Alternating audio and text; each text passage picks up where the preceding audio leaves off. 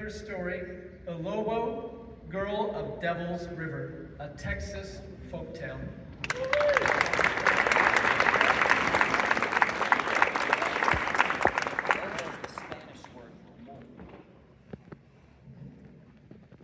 Thank you. Most people are familiar with the story of Mowgli, the boy who was raised by wolves, from the Jungle Book. But lost to time was the Texas folktale Lobo Girl, or Wolf Girl of Devil's River. Our story starts in 1835 on the West Texas frontier, bordering what is now Mexico. There's a limestone canyon with stark reliefs and an aquamarine river that cuts deeply through it. It is called Rio Diablo, or Devil's River, named by the settlers because when they came across it, it was so forbidding and so treacherous looking, they felt it was cut by Lucifer's hand himself. If you know Texas history, you are familiar that 1835 was a very significant year because we are on the brink of war with Mexico and the newly self-appointed Santa Anna. Despite the treacherous landscape and the untamed wilderness, settlers continue to move into Texas seeking a new existence, seeking new life. Two such settlers, John Dent, a fugitive from Georgia, and his very pregnant wife, Molly, settle along Devil's River to have a beavers trade, which was a booming trade during the 1830s. One evening, a West Texas storm rolls in. A black wall of clouds, buzzing with electricity, looms in the sky. And Molly's baby decides now is the time she's going to come into the world.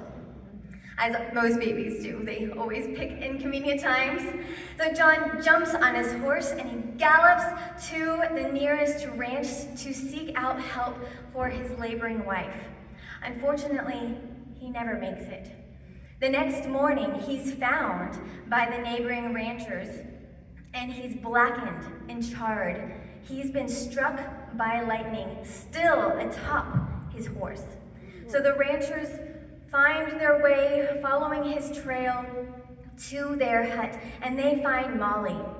She has not survived the birth, and the newborn is nowhere to be seen. But what is seen are wolf tracks all along the hut.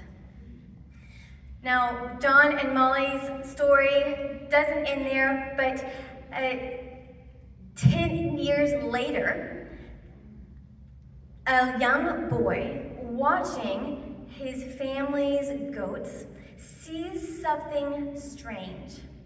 So he sees some wolves, which was not strange in itself, but with the wolves was something he'd never seen before. It looked like a naked girl. And he ran into town and to tell everybody that he'd seen this really strange sight. And they all laughed in his face. Son, you've been sneaking your daddy's whiskey. Until a year later, an elderly woman, a respected member of the community, corroborated his story and said she would not have believed it until she saw the young naked girl stand up on her hind legs and walk like a human. So it was decided a group of vaqueros, highly skilled ranchers and cowboys, come together to go and rescue the girl and bring her back into the world of man. They trail the wolves for days, through the arid desert, through the canyon, through the brush, and they finally trap the wolves in a box canyon.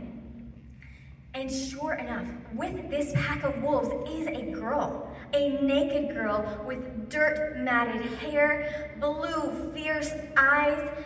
She does not come easily, though. She scratches and bites and spits.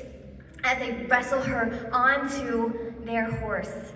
And they ride her to the nearest ranch house where they loosen her binds.